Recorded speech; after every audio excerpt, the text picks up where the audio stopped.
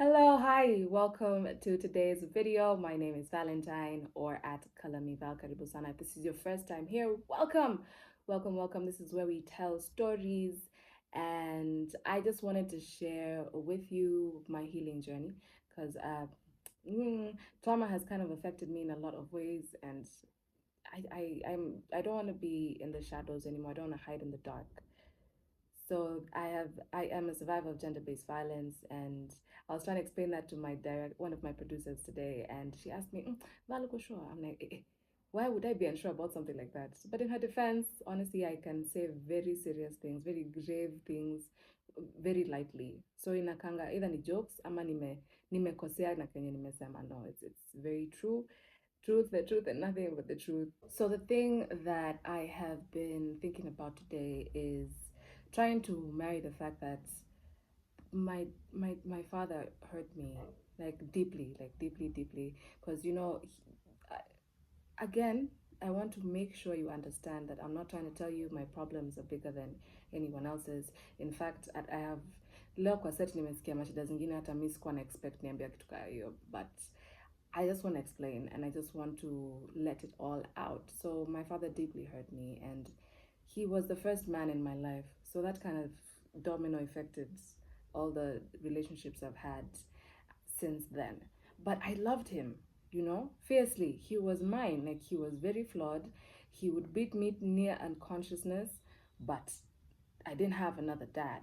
I did not have another male figure in my life to counteract this one.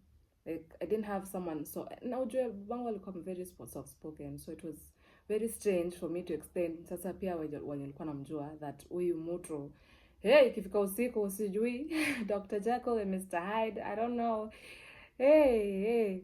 Anyway, so as much as he hurt me in the coming years, now he passed on in 2017. Before he did, in the few years now leading to, I started opening up. Sana sana, I'll just be honest, mi ndio nilikuwa namtafuta sana, but ilifika mahali, there was once I got robbed.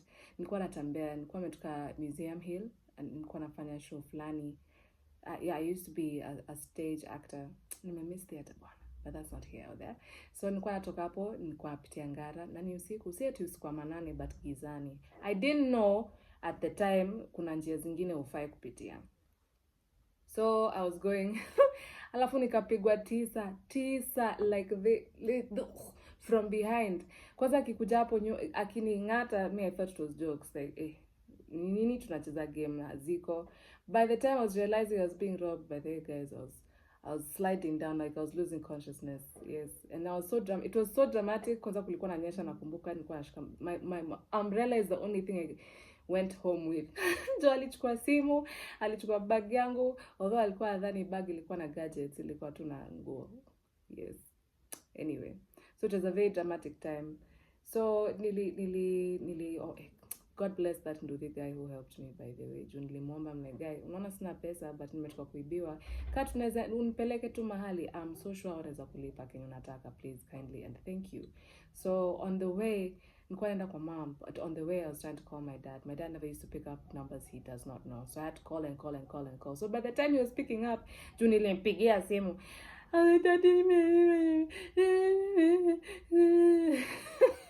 tell me, shh, keep quiet, I can't hear you. So this is him, I guess, stop loving me because I was crying, but he could not really understand. Na nataka kujua nini mehappen. I'm sure now he's panicking. So I'm like, call me back when you've calm down. I said, okay. So I calm down. Bado kwa nduthi, tunaenda tu kwa mvua. Hey, okay, so I calmed down, then I called him back, then I told him I'll call him when I get to mom's house. So I called him. Then after that, he was so gentle with me. I even thought, this is the same dad. He was so considerate. Hadi kuna time alikuwa ananipigia hadi na simu ya rafiki yangu because nilikuwa sema I didn't even want another phone, by the way, for the longest time. Before ni atakiwe hiyo tisa, nilikuwa kwa simu. Like, nilikuwa ambia mtu mwenye nilikuwa naenda kumuona na kama. Na kama mtu sasa ndio naingia tao. So nasema simu ndio itafanya hizo vitu zote zinifanyikia, staki. I'm like, okay. Fast forward, he was very, after that he was a bit more, yeye ndio alikuwa ananitafuta kuliko venye mimi nilikuwa namtafuta. so so that was a bit strange for me. So at some point sasa nilikuwa na open up vizuri, I'm like, hey daddy, sasa mbona ulikuwa unanipiga? Surely like shida yako ilikuwa ni gani? Mimi sijawahi kukosea. What was all that violence for? And then I don't think he had a really good explanation. I can't remember him explaining himself, but I do remember him saying sorry. And me trying to figure out to say sorry, nafaa kufanya nini nayo. It won't undo, and you're not explaining. But then tukakuja kujua, my dad himself, as he was being raised, he had a kind of a rough childhood. So you can't give love if you've never received it. That it's very hard to give what you don't have. You can't pour from an empty cup. So nikaanza tu kumforgive pole pole, you know. So we'd hang out a bit more. It was just me and him. I wouldn't tell my mom or my siblings. So yeah. So by the time he was dying, he passed on 2017 July, the year we launched Y254. Hey, yeah, that grief slapped. Way, that grief slapped. I thought my world was ending. I was like, wow.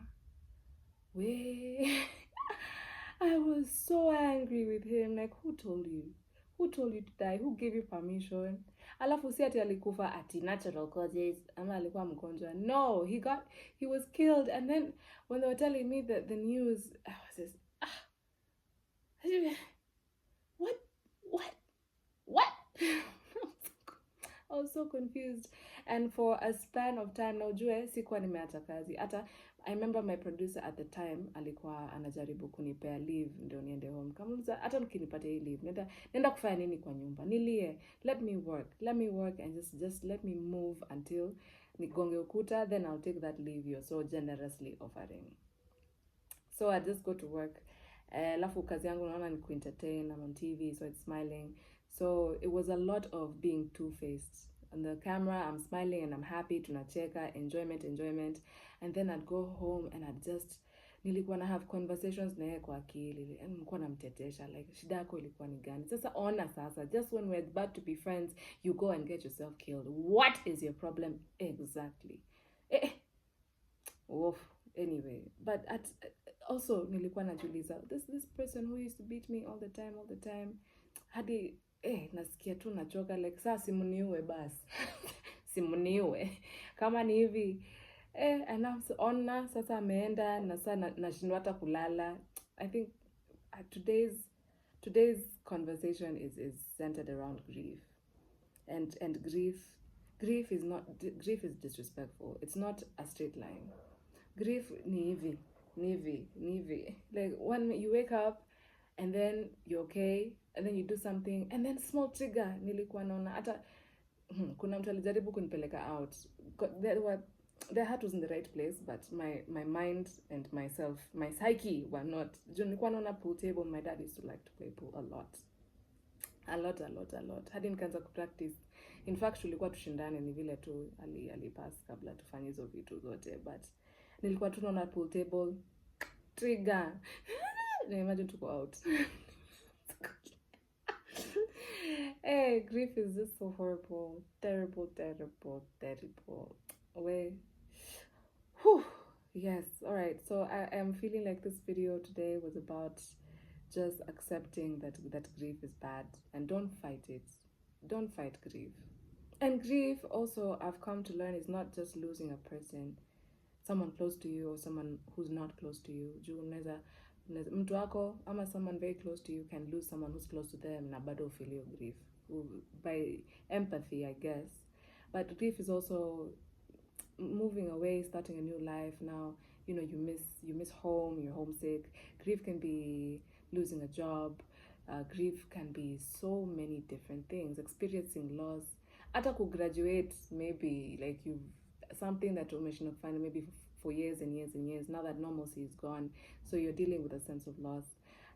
Don't be so hard on yourself and allow it to flow through. Usiwahi pigana na grief. Don't ever fight it. Just kana kusikia vibaya. Sikia vibaya, lakini usikae hapo. Usikia vibaya, and then when you feel better, then move. Have a way of releasing your grief. Kama ni kulia, there's no shame in crying. Imagine hata mwanaume mi, we lia, it's fine. But then I also encourage you to do it in a safe space, because not everyone will understand. When I was trying to express myself at some point nikiwa campus about now the trauma I experienced as a child, the people I was talking to had never faced any kind of trauma, so walikuwa nashangaa na mimi like, ai, hizi ni gani tena? Like, yeah, just allow yourself to be not okay, but don't sit there and unpack and call it home. Move, do something, take on a hobby, and most importantly is of importance. Most important, thank you, very important.